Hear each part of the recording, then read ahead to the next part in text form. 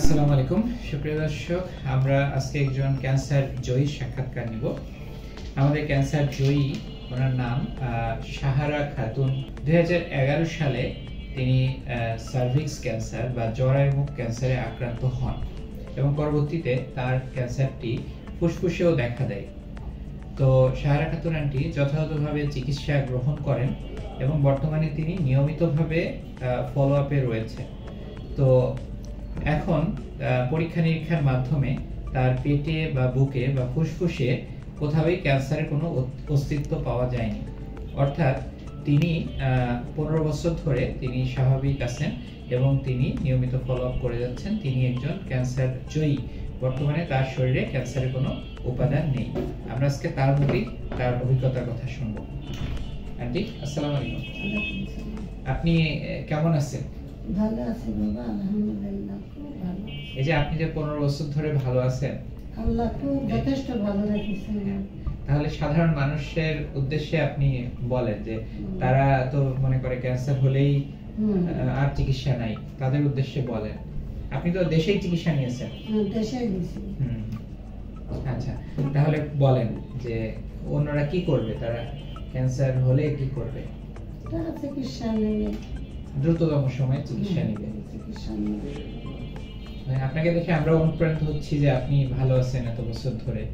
তো তাহলে অনেক মানুষ এটা জানতে পারলে তারাও। ডাক্তার আমার 3 মাস সময় দিছে বাবা, আল্লাহ এতদিন ধরে আল্লাহ আমাকে আয় দিছে, বেঁচে আছি, চিকিৎসাও ভালোভাবে হয়েছে। যাক যাক, আলহামদুলিল্লাহ। তো তার সাথে তার মেয়ে আছেন, তিনি আপনি একটু কিছু বলেন।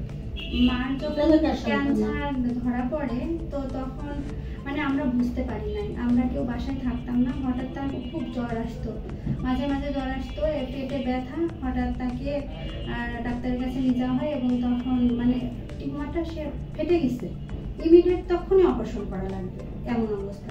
তো অপারেশন করার পরে তখন আমরা সেটা টেস্ট করি এবং তাতে ক্যান্সারের উপাদান আছে এটা বলে ডাক্তার। আমরা দ্রুত মহাখালী ক্যান্সার ইনস্টিটিউটে গিয়ে ট্রিটমেন্ট করি এবং রেডিওথেরাপি নেওয়া হয় এবং ওখান থেকে ওনারা ট্রিটমেন্ট শুরু করে। তারপরে কিছুদিন উনি ভালোই ছিল, পরে আবার 2 বছর পরে ব্যাক আসে, তখন ফুসফুস ক্যান্সার ধরা পড়ে। তো এর ভিতরে তখন ডাক্তার বলে যে ফুসফুস ক্যান্সার যেহেতু এর ভিতর বাঁচবে না, ফুসফুসে আসলে আর বাঁচে না। তো আমরা মনে করলাম হাত মত আল্লাহর হাত, যদি বাঁচে বাঁচবে, না বাঁচতে তাই বলে তো আমরা ফেলায় রাখতে পারি না। তখন ট্রিটমেন্ট শুরু হয়ে যায় আলহামদুলিল্লাহ। তো এখন আমার মা পুরো সুস্থ, ভালো আছে। তার বৃদ্ধ বয়সে যে সব প্রবলেমগুলো মানুষ ফেস করে হয়তো বা সেগুলো, তবে আমি বলবো যে আসলে ক্যান্সার হলে যে সবাই মারা যাবে এমন না, যে কেউ বাঁচবে আর কেউ মারা যাবে, এটা উপর আল্লাহ করে রাখবে। তো সবাই মারা যাবে এটা ঠিক না। আপনাকে ধন্যবাদ যে সুন্দরভাবে তিনি বললেন তার মায়ের হিস্ট্রি।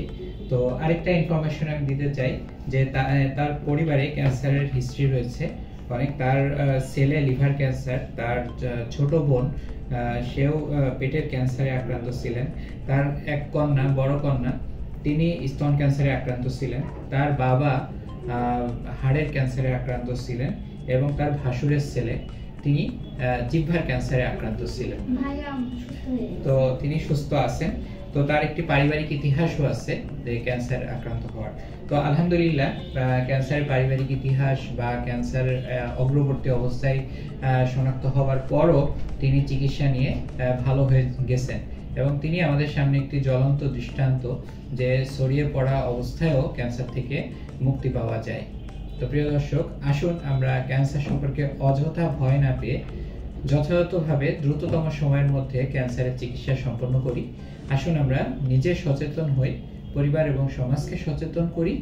আমার আপনার সকলের ঐকান্তিক প্রচেষ্টায় দূর হোক ক্যান্সার চিকিৎসার সকল অন্তরায়। সবাই ভালো থাকবেন। আসসালামু আলাইকুম।